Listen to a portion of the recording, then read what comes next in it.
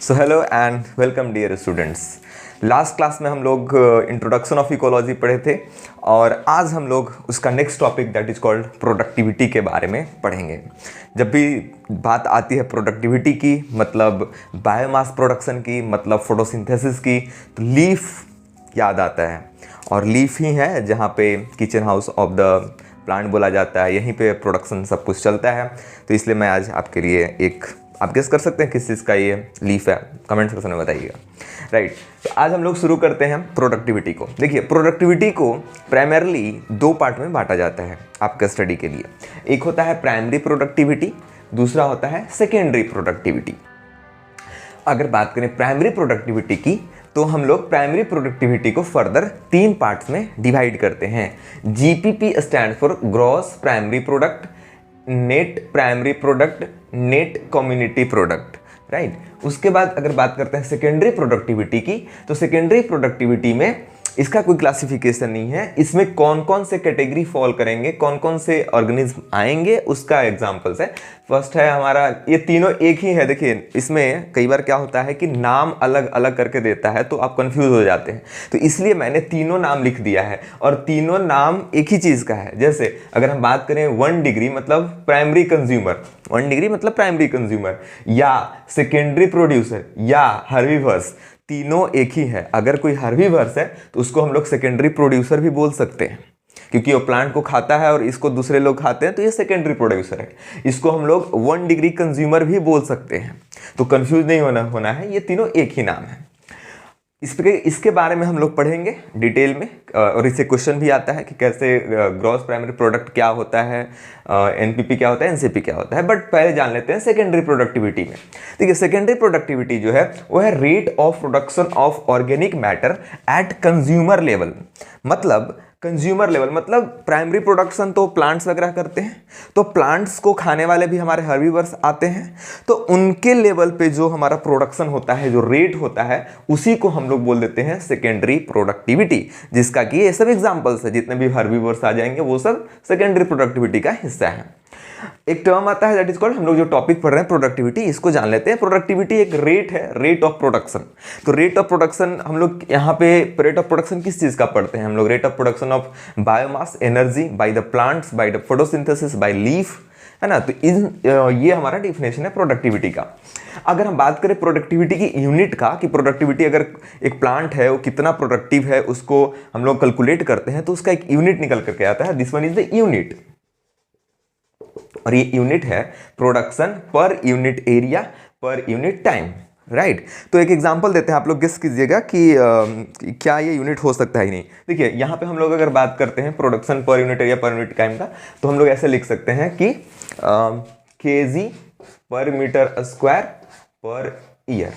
Right, हम लोग इस टर्म में भी लिख सकते हैं नेट प्रोडक्शन को। हम लोग ऐसे भी लिख सकते हैं ग्राम पर मीटर स्क्वायर पर मीटर पर ईयर। राइट, ये भी यूनिट है इसका। अगर हम बात करें एक और एनर्जी के टर्म्स में, अगर यूनिट की बात करें तो ऐसे लिखते हैं किलो कैलोरी पर मीटर स्क्वायर पर ईयर। राइट, तो ये हमारा यूनिट हो जाता है प्रोडक्शन का। अगर बाय द वे कोई एक न्यूमेरिकल वैल्यू आता है प्रोडक्टिविटी निकाल करके, तो उसका यूनिट ये होगा, या तो केजी पर मीटर स्क्वायर पर ईयर, ग्राम पर मीटर स्क्वायर पर ईयर, या किलो कैलोरी पर मीटर स्क्वायर पर ईयर। तो एक बताइएगा, आप क्वेश्चन बताइएगा सिंपल सा, यहाँ पे लिखते हैं। राइट, कि 30 केजी अगर यूनिट आता है पर मीटर स्क्वायर पर मंथ, अगर ये दिया हुआ है तो क्या ये यूनिट सही है क्या? यहाँ पर तो ईयर बात कर रहे थे, यहाँ पे मंथ हो गया। तो देखिए, इसमें ज़्यादा मैथमेटिक्स नहीं लगाना है आपको, बस इस चीज़ पर ध्यान रखना है कि प्रोडक्शन होना चाहिए पहले वाले एरिया में, दैट इज 30 की, दैट की यूनिट एरिया दिया हुआ है मीटर स्क्वायर, बाद में अब कन्वर्जन वगैरह चलेगा, और यूनिट टाइम दिया हुआ है, वो हो सकता है ईयर हो, मंथ हो। तो अगर ऐसा भी फॉर्म में दिया होगा तो ऐसा मत करके आ जाए कि चलिए ये तो क्वेश्चन ही गलत है, पर इसमें तो यूनिट में ईयर होता है लेकिन यहाँ पे मंथ होता है। तो आपको ये भी करेक्ट मान के चलना है। तो इस फॉर्म में भी आपको प्रोडक्टिविटी लिखा हुआ आ सकता है। राइट, तो चलिए आगे, ये तो इंट्रोडक्शन वाला पार्ट हो गया। नेक्स्ट पार्ट में हम लोग इस पे फोकस करना है, जीपीपी, एनपीपी, एनसीपी क्या होता है, इस पे कैलकुलेशन भी आती है, और कैसे कैलकुलेट होता है उस पे हम लोग प्रकाश डालते हैं। जीपीपी, एनपीपी और एनसीपी के बीच में डिफरेंस। मान लेते हैं कि एक प्लांट है, प्रोड्यूसर होते हैं, उसके ऊपर लाइट आया और लाइट आया तो फोटोसिंथेसिस का प्रोसेस हुआ और ऑर्गेनिक फूड बना। अब वो ऑर्गेनिक फूड मान लेते हैं एग्जांपल के तौर पे लिया गया, आपको समझाने के दृष्टिकोण से लिया गया कि कैसे एनर्जी का फ्लो होगा। 100 ग्राम्स है, 100 ग्राम एनर्जी बना है, उसको हम लोग बोल देते हैं ग्रॉस प्राइमरी प्रोडक्ट। जो ऑर्गेनिक फूड फोटोसिंथेसिस की मदद से प्रोड्यूसर के द्वारा बनाया जाता है, बनता है, उसको हम लोग बोल देते हैं ग्रॉस प्राइमरी प्रोडक्ट, राइट। अब ये बताइए कि ग्रॉस प्राइमरी प्रोडक्ट जो भी एनर्जी बना प्लांट्स के अंदर, क्या पूरा का पूरा वो अपने पे डिपेंडेंट रहने वाले ऑर्गेनिज्म को दे देगा? क्या नहीं। अगर वो एनर्जी बना है तो आपको भी पता है कि एनर्जी बनने में एनर्जी लगता है। तो अगर ये फूड बना है, ऑर्गेनिक फूड बना है, तो इसमें एनर्जी खर्च हुआ होगा। एनर्जी खर्च हुआ होगा रेस्पिरेशन और मेटाबॉलिज्म के फॉर्म में। आपको पता है रेस्पिरेशन एक एनर्जी टेकिंग प्रोसेस है, जिसमें कि आपको मान लेते हैं कि रेस्पिरेशन और मेटाबॉलिज्म दोनों मिला करके मेटाबॉलिज्म हुआ होगा, है ना। तो उसमें 20 ग्राम एनर्जी इसका खत्म हो गया। तो जीपीपी एक ऐसा एनर्जी जो कि हाइपोथेटिकल है, ये कभी भी अवेलेबल नहीं होता है अपने से दूसरे ट्रॉफिक लेवल के लिए, इसलिए हमने लिख दिया कि नॉट अवेलेबल फॉर एनीवन, ये प्लांट्स के लिए खुद का है। उसके बाद जब मेटाबॉलिज्म और रेस्पिरेशन हो गया, उसके बाद जो एनर्जी बच गया उसको हम लोग बोलते हैं NPP, that is called net primary product. 20 gram minus हो गया, 100 ग्राम टोटल बना था, 80 ग्राम बच गया है, इसको बोलते हैं एनपीपी। अब ये जो एनपीपी होता है वही अवेलेबल होता है हर्बीवर्स के लिए, जो खरगोश वगैरह हो गए, हर्बीवर्स जो भी एनिमल्स हैं उसके लिए अवेलेबल होता है ये एनपीपी। क्वेश्चन आता है कि which of the following is available for the herbivores, आपको आंसर तो क्या देना है? एनपीपी। उसके बाद जो है इसको ये अवेलेबल फॉर्म है। अब ये अवेलेबल फॉर्म को ही हर जो सेकेंडरी कंज्यूमर्स वगैरह हैं वो इस्तेमाल करेंगे, दैट इज कॉल्ड हेटेरोट्रॉफ, इसको खाएगा। तो मान लेते हैं कि 10 ग्राम एनर्जी, 10 ग्राम ऑर्गेनिक फूड इसका हेटेरोट्रॉफ वगैरह खा गए, तो उसके बाद कितना बच जाएगा? 70 ग्राम बच जाएगा। और इसी को हम लोग बोलेंगे एनसीपी, नेट कम्युनिटी प्रोडक्ट। अब इसके बारे में एक चीज़ और कि ये नॉट यूज्ड बाय हेटेरोट्रॉफ्स और स्टीम। ये जो एनर्जी है ये खाने के बाद बचा, एनसीपी खाने के बाद, और ये एनर्जी जो है वो हेटेरोट्रॉफ के द्वारा यूटिलाइज नहीं किया जाता है। तो क्या होता है इस एनर्जी का? तो ये एनर्जी इस्तेमाल हो जाते हैं स्टेम और रूट में स्टोर हो जाते हैं। प्लांट्स का जो स्टेम और रूट है उसमें स्टोर हो जाएगा। तो आपको आप पूछ सकते हैं कि ये नॉट यूज बाय हेटेरोट्रॉफ्स, अरे भाई एनपीपी इस्तेमाल के लिए था ना, इसके बाद ये तो उसको खा गया, हेटेरोट्रॉफ खा गया, तो जो बच गया अब ये क्या होगा? तो ये यूटिलाइज खुद प्लांट्स अपने लिए कर देगा, स्टेम और रूट्स में स्टोर कर लेगा अपने आगे के काम के लिए। तो ये था कंसेप्ट ग्राम। अगर हम लोग एनर्जी का हम लोग देखें कि कैसे कैसे कहाँ पे गया, कहाँ कहाँ क्या बचा। अब इसका एक कर सकते हैं कि एक इक्वेशन बनता है, दैट इज कॉल्ड, देखिए एनपीपी, नेट प्राइमरी प्रोडक्ट क्या होता है? तो जो भी ग्रॉस प्राइमरी प्रोडक्ट था उसमें से जो रेस्पिरेशन और मेटाबॉलिज्म चला गया था उसको घटा करके जो बचा वही नेट प्राइमरी प्रोडक्ट है। हम लोग इसी इक्वेशन को थोड़ा चेंज किए हैं, दैट इज कॉल्ड जीपीपी। मतलब जीपीपी क्या होगा? ग्रॉस प्राइमरी प्रोडक्ट क्या था? एनपीपी में रेस्पिरेशन वाला जोड़ देंगे तो ये निकल करके आ जाएगा। वैल्यू दिया हुआ रहेगा, बाय द वे ये वैल्यू दिया हुआ रहेगा, ये वैल्यू दिया हुआ रहेगा, आपको ये निकालना होगा तो आसानी से आप निकाल लेंगे, राइट। तो एक इक्वेशन को एलिमिनेट करके क्वेश्चन पूछेगा। अच्छा, नेट कम्युनिटी प्रोडक्ट क्या होता है? तो नेट कम्युनिटी प्रोडक्ट क्या था? जो एनपीपी था, नेट प्राइमरी प्रोडक्ट जो था, उसमें से जो हर्बीवर्स वगैरह खा रहे थे, एचआर मतलब हर्बीवर्स, ये सब जो खा करके जो बच जा रहा था उसी को हम लोग क्या बोल रहे थे? Net community product. क्लियर है? तो अब हम लोग जान लेते हैं कुछ इंफॉर्मेटिव बातें।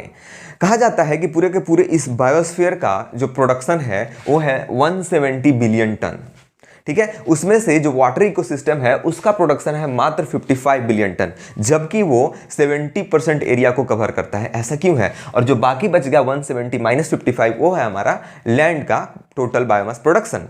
क्यों है? इसका सवाल ये है, इसका जवाब ये है कि हमारे जो इकोसिस्टम होता है, जिसमें कि अगर हम बात करें वाटर में भी स्पेसिफाई करते हैं, अगर लेक्स और ओशियन में, तो लेक में जो हमारा लिमिटिंग फैक्टर हो जाता है वो हो जाता है हमारा फॉस्फोरस। फॉस्फोरस की कमी हो जाती है लेक में, और ओशियन में नाइट्रोजन की कमी हो जाती है। तो ये दो फैक्टर के चलते, और फॉस्फोरस, नाइट्रोजन, ये सब हमारा इस्तेमाल होते हैं ऑर्गेनिक फूड को बनाने में। तो ये इनका प्रोडक्शन चूंकि कम होता है इन सारी जगहों में, तो इसलिए नेट प्रोडक्टिविटी जो है वो वाटर इकोसिस्टम का एरिया ज़्यादा होने के बावजूद बहुत ज़्यादा घट जाता है। राइट। अगर हम लोग स्पेसिफाई करें और स्पेसिफिक जाने की कोशिश करें कि लैंड में सबसे ज़्यादा प्रोडक्शन कहाँ होगा, तो ट्रॉपिकल रेन फॉरेस्ट में। वो निकल करके आता है करीब करीब 5 kg पर मीटर स्क्वायर पर ईयर। अगर हम बात करें लोवेस्ट कहाँ पे होगा, तो डेजर्ट और टुंड्रा एरिया जो होता है लैंड में, वहाँ पे प्रोडक्शन कम होता है। पानी में भी अगर हम बात करें तो डीप ऑफ द लेक बहुत प्रोडक्शन कम होगा, और कोरल रीफ वहाँ पे प्रोडक्शन हाई होता है।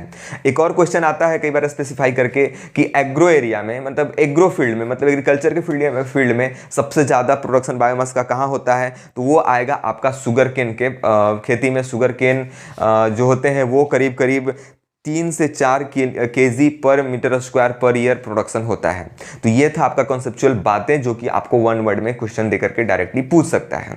तो इस वीडियो में हम लोग यहीं तक बात करते हैं। प्रोडक्टिविटी के बारे में हमने पढ़ा। सबसे इंपॉर्टेंट यही है, ये फॉर्मूला आप लोग ध्यान में रख लीजिएगा। डेटा देगा, आपको कैलकुलेट करना होगा, और इस एग्जाम्पल को ध्यान में रखिएगा, इससे आपको क्वेश्चन सोल्व हो जाएंगे। जीपीपी एक हाइपोथेटिकल होता है, किसी के लिए अवेलेबल नहीं होता है। एनपीपी जो रेस्पिरेशन और मेटाबॉलिज्म करने के बाद बच जाता है उसको एनपीपी बोलते हैं, और उसके बाद जो हेटेरोट्रॉप्स खाकर बच जाता है उसको हम लोग बोलते हैं एनसीपी। एनसीपी हमारा हमेशा स्टेम और रूट्स में स्टोर हो जाता है, और ये हेटेरोट्रॉप के लिए अवेलेबल नहीं होता है। और इसी ये जो टर्म्स दिया हुआ है इसी पे क्वेश्चन पूछा जाता है। Which of the following is available for the herbivores not used by the heterotrophs. इसी तरीके से क्वेश्चन बनते हैं, आप क्वेश्चन सॉल्व करके देखेंगे, बन जाएगा।